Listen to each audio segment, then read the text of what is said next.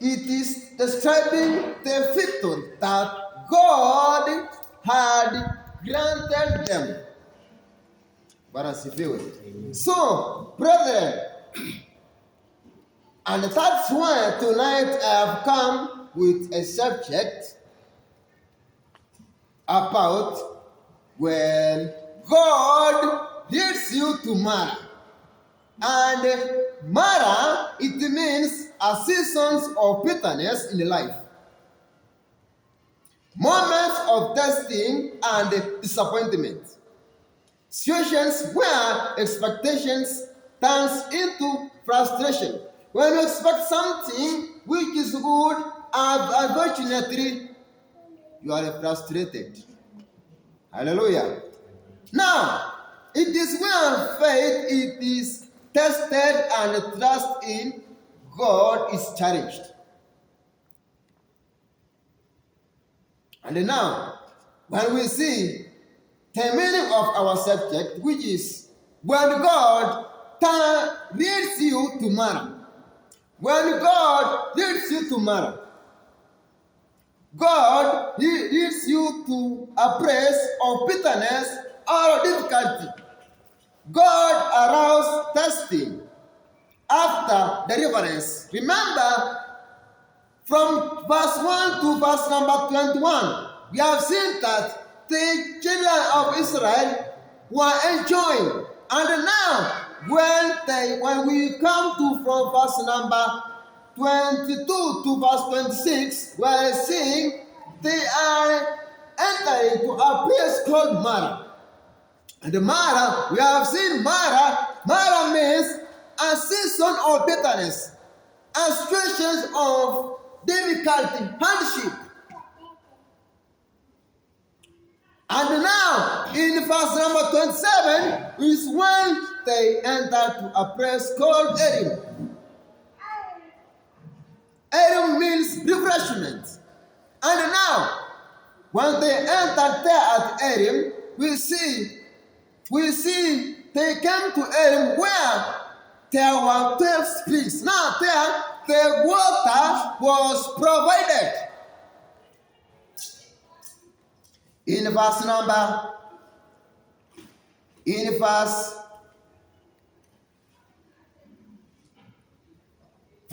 25, where God provided a good.